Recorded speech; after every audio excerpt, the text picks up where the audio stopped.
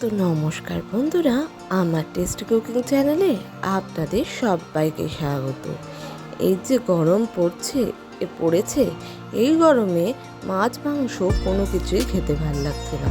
ভাল লাগছে কিছু হালকা ফুলকা খাবার। সেরকমই একটা হালকা ফুলকা খাবারের রেসিপি আজ নিয়ে এসেছি, যেটা একটা উড়িষ্যার ঐতিহ্যবাহী খাবার। এই খাবারটা যতটাই হেলদি ততটাই গরমে খুবই তৃপ্তিদায়ক একটা খাবার। বানানো খুব সহজ আর খুব ঝটপটে এই রেসিপিটা হয়ে যায়। তো চলুন শুরু করা যাক আজকের রেসিপি।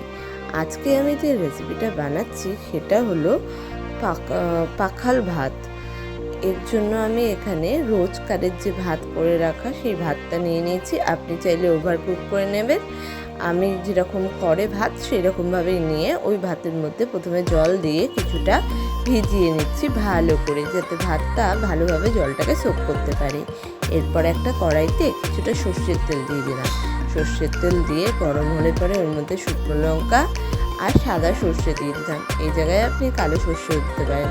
আর ঝালের জন্য 3টে মতো কাঁচা লঙ্কা চেরা, আর দিয়ে দিলাম একটুখানি আদা ঘষা, বা আপনার আদা বাটাও দিতে পারেন। এবার সমস্তটাকে ভালো করে নাড়ি চাড়িয়ে ভেজে নিয়ে ওর মধ্যে দিয়ে দিলাম একটু কারি পাতা।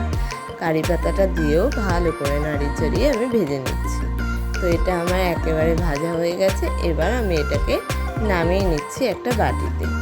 তো এটা নামিয়ে নেওয়া হয়ে গেছে। এবার এই যে ভাতটা যে জলে ভিজিয়ে রেখেছিলাম, যে দেখুন ভাতটা শোক করে নিয়েছে জলটাকে। এরপর এর মধ্যে দিয়ে দিচ্ছি বেশ কিছুটা পরিমাণে টক দই। টক দইটা আপনি আপনার পরিমাণ মতো দিয়ে নেবেন। এবার এটাকে ভালো করে টক দইয়ের সাথে মিশিয়ে নিচ্ছি। এরপর এর মধ্যে দিয়ে দিলাম একটু পরিমাণে লবণ বা সাদা নুন। এরপর দিয়ে দিলাম টেস্ট মেকারের জন্য একটু পরিমাণে চিনি। সমস্তটা দিয়ে ভালো করে নাড়িয়ে চাড়িয়ে মিশিয়ে নিচ্ছি যতক্ষণ না এর মধ্যে ফ্লেভার করে যাচ্ছে। এরপর দিয়ে দিলাম যেই ফোড়নটা ভেজে রেখেছিলাম সেটা দিয়েও ভালো করে নাড়িয়ে চাড়িয়ে মিশিয়ে নিচ্ছি, যাতে ফোড়নটা এর মধ্যে ভালোভাবে ঢুকে যায়। এরপর এটা মেশানোর পর এর মধ্যে দিয়ে দিলাম একটুখানি পাতিলেবুর রস। এই জায়গায় আপনি গন্ধরাজ লেবু দিতে পারেন, বাট আমার পাতিলেবুর ফ্লেভারটা বেশি ভালো লাগে।